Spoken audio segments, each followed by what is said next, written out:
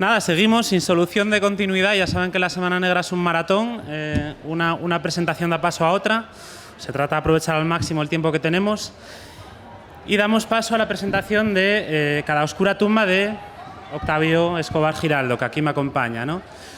Como comentábamos antes en la presentación de Emboscada de Facundo Pastor, uno de los grandes alicientes de la Semana Negra, lo sabréis como semaneros, es la posibilidad que la Semana Negra ofrece de tender puentes y de ser ella misma un puente entre la literatura en español a ambos lados del Atlántico, ¿no? Entre la literatura española y europea traducida al español y las cosas que se escriben en nuestros países hermanos latinoamericanos, ¿no? Todos los años hay escritores argentinos, chilenos, uruguayos, peruanos, colombianos, mexicanos.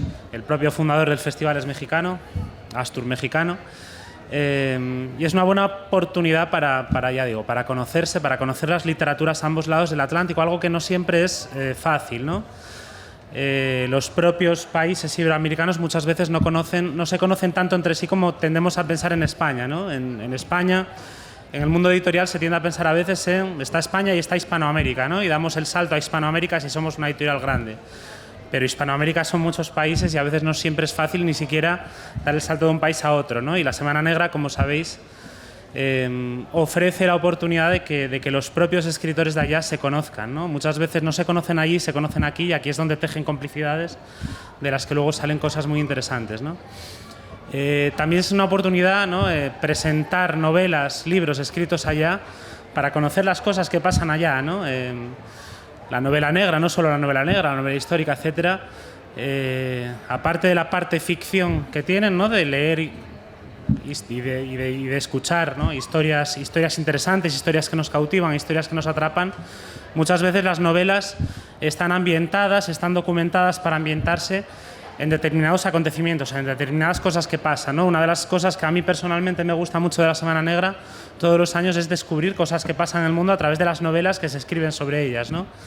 Me acordaba hace poco, ¿no? De una novela que se presentó aquí hace años que era sobre la explotación de tierras raras, estos componentes importantes para la tecnología moderna, etcétera, en Mongolia y en las devastaciones sociales, ecológicas, etcétera, que eso estaba causando, ¿no? Conocemos historias que pasan gracias a las novelas. Y es el caso de la novela que venimos a presentar.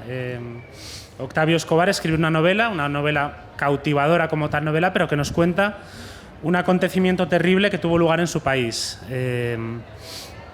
Una serie de asesinatos, 6.400 asesinatos de muchachos entre 2004 y 2009, que se conoció ya como los falsos positivos. Y yo quería empezar por preguntarte, Octavio, aparte de por darte la bienvenida, por decirte que estoy encantado de tener el honor de presentar tu libro, porque contaras este caso, ¿no?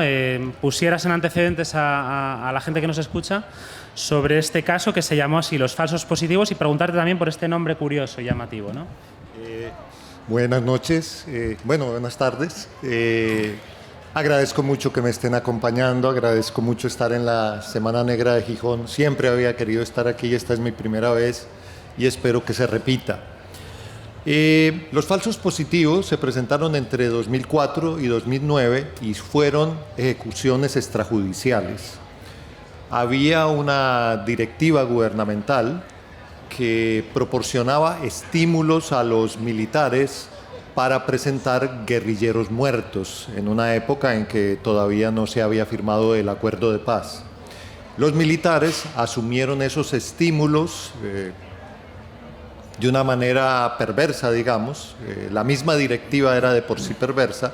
Entonces se organizaron con una serie de reclutadores que iban a los barrios pobres de las ciudades, reconocían muchachos que no tuvieran unos vínculos familiares muy fuertes, los identificaban, les ofrecían un trabajo, sabían que la mayoría de ellos no tenían forma de sustentar su vida, se los llevaban a otra zona de Colombia, los asesinaban, los vestían de guerrilleros y los presentaban como bajas en combate. Hasta hoy, el número es 6.402 muchachos. ¿Sí? Es un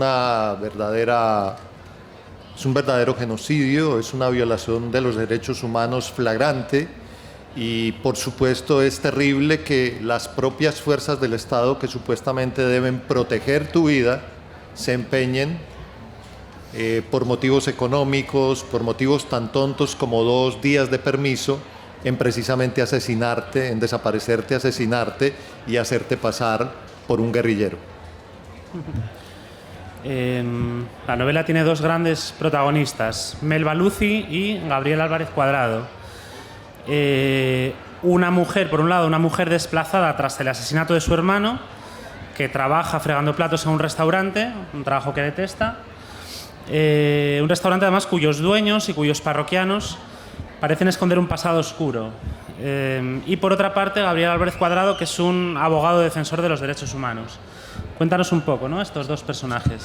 Sí, la novela está estructurada alrededor de estos 2 personajes, de Melba Lucy, que es la hermana de una de las víctimas y que nos cuenta como la parte emocional de lo que significaba para las familias perder a un hijo en unas circunstancias tan atroces, un hijo, un hermano o cualquier otro familiar o conocido en unas circunstancias tan tristes. Y de otro lado, Gabriel Álvarez Cuadrado, que es un abogado defensor de derechos humanos. Y esta segunda faceta era muy importante porque, de un lado, desde el punto de vista novelístico, me permitía contar el contexto legal y el contexto histórico de los falsos positivos, y de otro lado, mostrar también que los defensores de derechos humanos en Colombia están en muchísimo riesgo. Entonces, Álvarez Cuadrado, a través de toda la novela, está recibiendo amenazas, está recibiendo esquelas mortuorias con su nombre. Su madre, que vive en otra ciudad, también recibe llamadas amenazándolo. Entonces se cuentan esas 2 facetas de una situación en la cual miembros del Estado, no todo el Estado, pero miembros del Estado, miembros de las fuerzas militares, asesinaban y perseguían a personas para demostrar que aparentemente estaban ganando una guerra contra la subversión, que al final se vio que no habían ganado, y por eso en el gobierno de Juan Manuel Santos se terminó firmando un acuerdo de paz que permitiera que una de las guerrillas más importantes de Colombia, porque hay varias, las Fuerzas Armadas Revolucionarias de Colombia, FARC, se pudiera desmovilizar y se pudiera hacer un acuerdo de paz. No te había contestado algo, lo de los falsos positivos. Cuando las fuerzas militares colombianas realizan un operativo y el operativo no tiene los resultados que ellos esperan, le dicen falso positivo. Originalmente dijeron que era un positivo y después que es un falso positivo. Infortunadamente, esta denominación, que es supremamente ambigua, se convirtió en la manera de hablar de esas ejecuciones extrajudiciales que el ejército realizó durante muchísimos años de una manera sistemática. Eso es lo que hace particularmente interesante ese periodo del 2004 al 2009, que fue un proceso sistemático, 6.402 víctimas en 5 años. El papel del Estado, ¿no?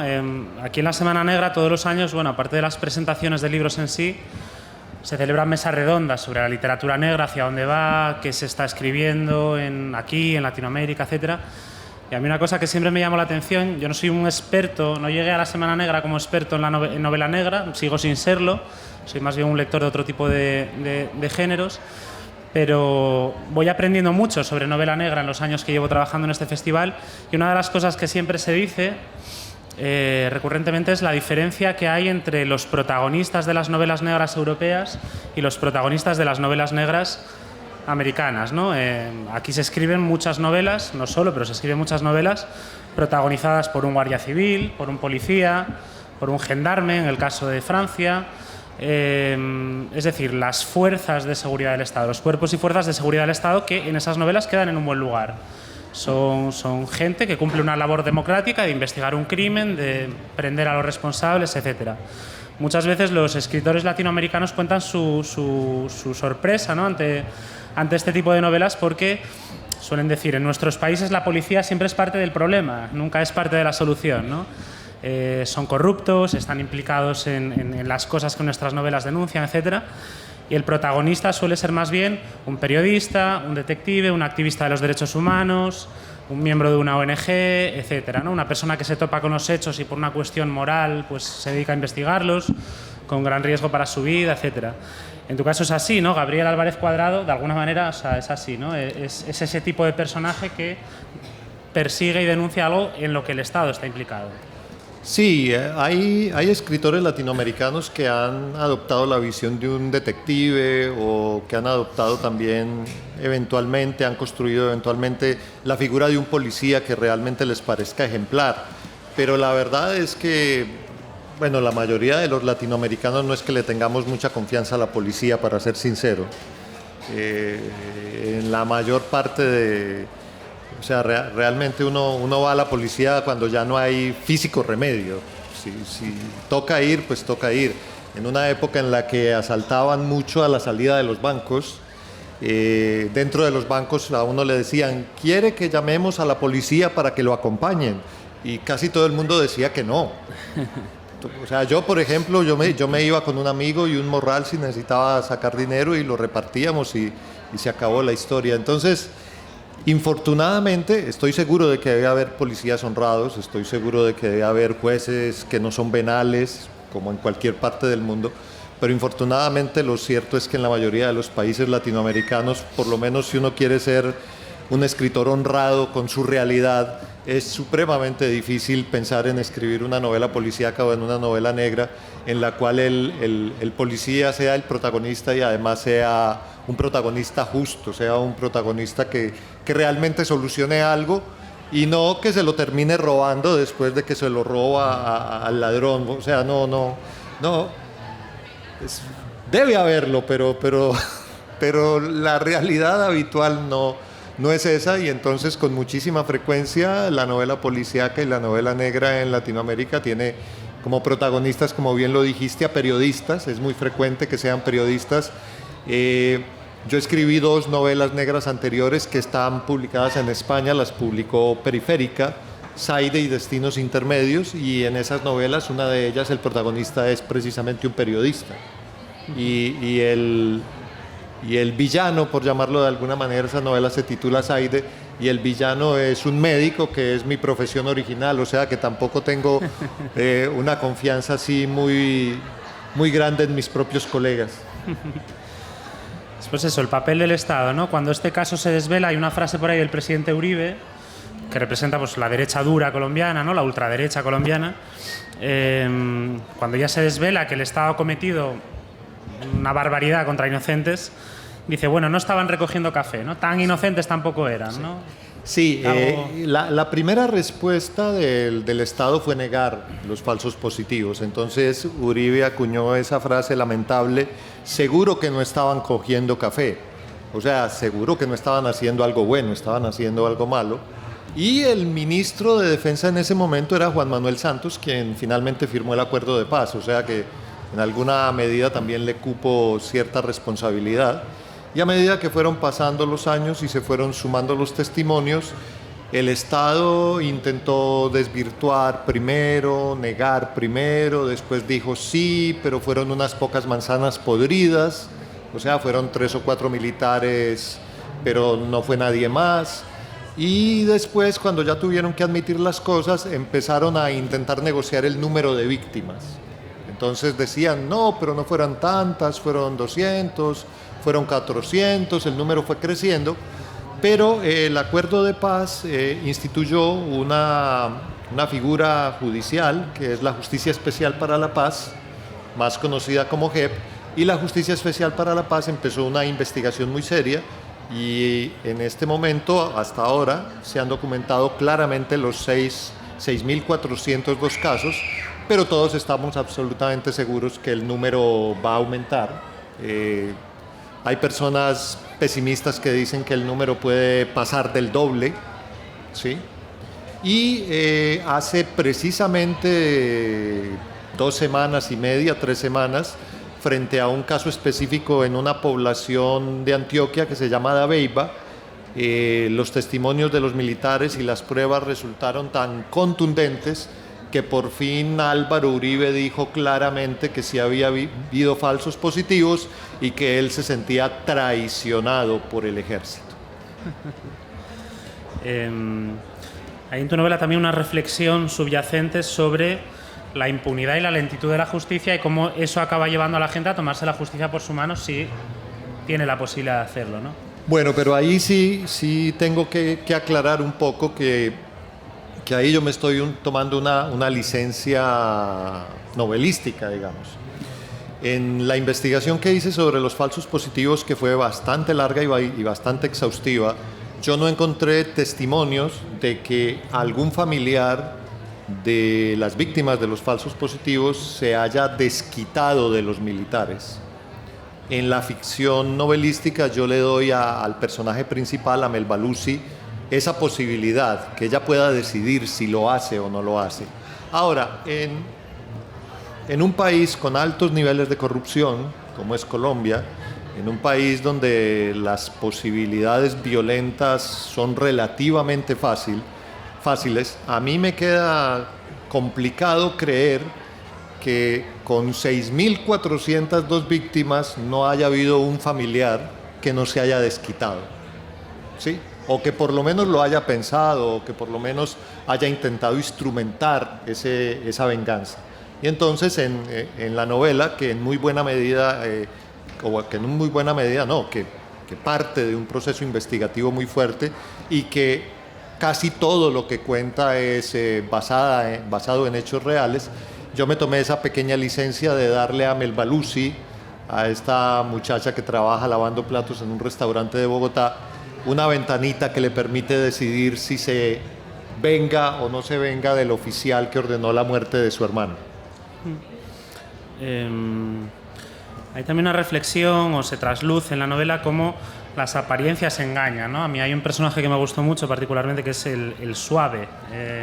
No vamos a desvelar, ¿no? No vamos a hacer el spoiler de desvelar de dónde le viene a este hombre el apodo, pero bueno, Melba Lucy, que inicialmente piensa que lo llaman así porque es marica, dice ella, descubre que no es lo que parece este hombre, ¿no? Sí. Entonces, eso, sin desvelar spoilers, bueno, las apariencias engañan, ¿no? Voy a intentar no adelantar tanto. El suave es un personaje que aparece al principio muy tímidamente en la novela y que vamos a terminar descubriendo que es otra faceta de esas violencias de Estado. Ha sido algo así, a través de su vida, ha sido algo así como un sicario del Estado, uno de esos agentes oscuros de organismos ultrasecretos del Estado que de vez en cuando ejecuta a alguien que les parece sospechoso, que les parece incómodo a determinadas autoridades, y no voy a decir por qué le dicen el suave. Y es precisamente él quien le da la posibilidad a Melba Lucy de pensar en la venganza. Precisamente él da esa posibilidad. Y a mí me interesaba mucho ese personaje, que también está basado en unos personajes reales, porque él le da la voz a los victimarios. Yo no quería que el victimario de la novela tuviera voz. Es más, el militar que protagoniza el asesinato del hermano de Melba Lucy nunca dice una palabra en la novela. Pero a mí me parecía que para que la novela realmente pudiera mostrar todas las posibilidades, todas las ópticas, todos los puntos de vista, era bueno mostrar a alguien que se había tomado esa posibilidad de ejecutar crimen de Estado desde una posición en la que creía que era lo justo, y entonces el suave le da una mayor posibilidad de matices a la novela, que se vuelve muy importante hacia el final, cuando ya los personajes se van encontrando y llegamos a lo que no puedo contar, porque si no, ¿cómo hago para vender libros ahora que me siente allá? Te leí por ahí una reflexión interesante, ¿no? Decías, a la novela no le corresponde el ámbito de lo extraordinario, para eso está el periodismo. A la novela le corresponde justamente el ámbito de lo cotidiano, ¿no? Y de tu novela se va alabando mucho lo bien que refleja la cotidianidad, ¿no? Ese trabajo de Melba Lucy en el bar, fregando platos, etcétera, ¿no? Y su capacidad para humanizar los conflictos sociales, ¿no? A través de ratos cuyos detalles los vuelven tangibles, ¿no? Creíbles. Es un poco también la idea de Hannah Arendt de la banalidad del mal, ¿no? Los grandes males de la historia, las grandes barbaridades de la historia, incluso el holocausto nazi, etcétera, estuvieron protagonizados por hombres anodinos, no por belcebúes ajenos a la cotidianidad de la gente, sino por seres humanos como usted y como yo, ¿no? Sí, y el suave en eso es casi que paradigmático, porque, a ver, le dicen el suave. Melbalusi piensa inicialmente que porque es un poco afectado es homosexual. Termina yendo a su apartamento y su apartamento es perfectamente ordenado, es una cosa así muy pulcra, y cuando empieza a hurgar en su pasado se da cuenta de que de pulcro absolutamente nada. He fracasado en la Semana Negra de Gijón. Entonces, a mí sí me interesa esa idea. A mí sí me interesa la idea de que el mal lo puede ejercer cualquiera. De que en la naturaleza humana el mal es una posibilidad permanente, y creo que una de las formas de mostrarlo es precisamente a través de la literatura y de la construcción de personajes que no sean de cartón piedra, que sean personajes de carne y hueso, aunque estén en papel y tinta, que sean personajes que tengan una serie de posibilidades en su vida y que hagan elecciones, ¿sí? Todo el tiempo estamos hablando del libre albedrío y se discute si existe o no existe el libre albedrío. Bueno, por fortuna en las novelas el libre albedrío existe, y eso es lo que le da complejidad a los personajes. El mal es banal, pero el bien también es banal, ¿no? Y es una reflexión que también podemos hacer a veces, ¿no? En esos grandes momentos de barbarie de la historia, y tal vez estemos encaminándonos a uno, ¿no? No es por asustar al público, pero bueno, vivimos tiempos convulsos. El mal lo va a ejercer quien menos te lo esperas, pero el bien también a veces lo ejerce quien menos te lo esperas, ¿no? O sea, hay esas dicotomías morales, esos momentos que nos exigen un posicionamiento firme ante algo que está pasando, y muchas veces gente de la que no esperarías que fuera a ser un héroe, gente pues anodina, timorata o lo que sea, algo le conduce a decir: yo no voy a estar con los malos, ¿no? Yo me voy a alzar sobre mi tiempo y voy a cumplir el deber moral que tengo en este momento, ¿no? Y mira que, para ser justos, lo que acaba de decir me recuerda que en la novela, como en la vida real, hubo militares que se resistieron a ejecutar víctimas escogidas. Y esos militares que se resistieron a hacerlo, en la vida real y también en la novela, por supuesto, lo que los oficiales que estaban interesados en que hubiera víctimas hicieron fue mandarlos a las zonas más peligrosas de Colombia. Los mandaban a los sitios donde la guerrilla efectivamente estaba, y muchos de esos militares que se resistieron a realizar ejecuciones extrajudiciales terminaron muertos por la guerrilla, y a otros los obligaron a renunciar al ejército, lo cual para una persona que tiene como profesión la vida militar es una pesadilla, porque no saben hacer otra cosa, ¿sí? No saben hacer otra cosa. Entonces muchos de estos personajes, en mi novela hay el testimonio, por ejemplo, de un taxista.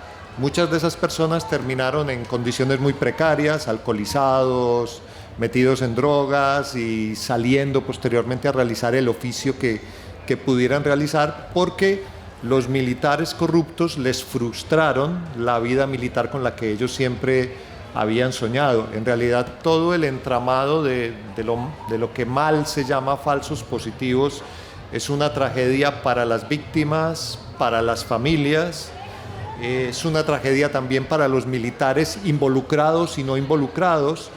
Si a algunos de ustedes lo que estoy contando les causa curiosidad, los juicios, los procesos que se están siguiendo en la Justicia Especial para la Paz se están transmitiendo por televisión, los pueden ver incluso en YouTube, y curiosamente o paradójicamente es mucho más impresionante cuando hablan los militares que cuando hablan las víctimas, porque las víctimas han hecho todo un proceso a través de más de una década.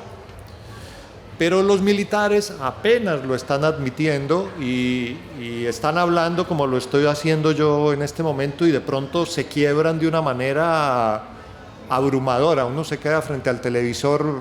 Yo lo tengo que confesar, yo a veces lo apago mejor. Porque son personas que tenían la idea de que estaban cumpliendo con un deber. personas que tenían la idea de que había que acabar con la guerrilla por las buenas o por las malas, y cuando entienden lo que hicieron, se derrumban completamente, y eso ocurre frente a las cámaras. Véanlo, realmente es muy impresionante, uno se queda paralizado, y obviamente entiendo que les puede parecer extraño que yo diga que es más impresionante ver a los militares que ver a los familiares de las víctimas, pero efectivamente es muy impresionante. Y es muy impresionante cuando le piden a sus oficiales superiores que confiesen, porque a medida que asciende la jerarquía militar, las confesiones comienzan a escasear. Hay obviamente generales, comandantes del ejército procesados, pero la mayoría de ellos no han confesado. En cambio, los mandos medios y los soldados rasos sí lo han hecho, y lo hacen, o sea, le piden disculpas a las víctimas que habitualmente están aquí, como están ustedes conmigo, y de verdad es una cosa muy, muy impresionante. Muchísimo. Todo este proceso de los falsos positivos, tanto lo que ocurrió como lo que está pasando ahora con las acciones de la Justicia Especial para la Paz, es muy significativo para lo que es Colombia hoy en día y para lo que muchos quisiéramos que llegara a ser Colombia. Me informa Óscar de que nos quedan 5 minutos. Yo no quería dejar de preguntarte un poco, más allá de la novela, por la situación actual de Colombia, del proceso de paz. ¿Hasta qué punto es irreversible? Me imagino que la violencia quedará en rescoldos. ¿Cuál es el miedo a que eso se reavive? ¿O si esa violencia terrible ya está lo que se ha dejado atrás? Mira, el proceso de paz del gobierno de Juan Manuel Santos fue con las Fuerzas Armadas Revolucionarias de Colombia, FARC, que son solo uno de los grupos guerrilleros que hay en Colombia. Grupos guerrilleros de ideología comunista, algunos de ellos muy radicales. Entonces, si bien este proceso de paz ha sido muy útil y en realidad le ha llevado tranquilidad a zonas de Colombia que durante 40, 50 años habían estado sometidas a la acción de la guerrilla y a los combates entre la guerrilla y el ejército, quedan zonas de Colombia donde todavía hay grupos guerrilleros, particularmente un grupo que es el ELN, el Ejército de Liberación Nacional. En este momento el presidente de Colombia es una persona más de izquierda democrática que de derecha, está adelantando diálogos con el ELN, y pues todos esperamos que esos diálogos fructifiquen, e incluso le ha abierto las puertas a diálogos con grupos que están en un borde difícil, porque se acercan a la criminalidad, pero también tienen unas acciones sociales importantes. Entonces, digamos que todos esperamos que en estos 4 años, tanto el ELN como estos grupos de los que estoy hablando, acepten la invitación del presidente Gustavo Petro para pactar la paz, y efectivamente podamos hablar de una Colombia sin grupos ilegales. Por supuesto está el narcotráfico, que es otra complicación, pero bueno, si se desmovilizan estos grupos irregulares, las cosas mejorarían muchísimo, pero lo cierto es que el proceso de paz del gobierno de Juan Manuel Santos sí mejoró las cosas. Pues nada, tenemos que ir acabando. Ya saben que esto es un maratón, hay que dar paso a la siguiente presentación. Y nada, como dice siempre Ángel de la Calle en estos casos, ¿no? Cuando termina una presentación, recordar, ¿no?, que un libro es una mercancía, pero un libro firmado es un fetiche, es un objeto único, ¿no? El libro sin firmar es intercambiable, lo pueden comprar ahora o dentro de una semana, pero Octavio lo tienen aquí ahora mismo, les puede firmar el libro ahí atrás, donde también lo pueden comprar. Yo les animo a que lo compren. Y nada, muchísimas gracias a Octavio, para mí fue un placer. Una sí, cosita. Claro. Yo tengo aquí unos poquitos ejemplares, pero obviamente la edición electrónica está ahí. Sí, porque el libro, hasta ahora Planeta no ha tomado la decisión de publicarlo en España, estamos en ese ir y venir. Entonces, firmaré los que pueda, y los otros, pues anímense con la edición electrónica. Muchas gracias.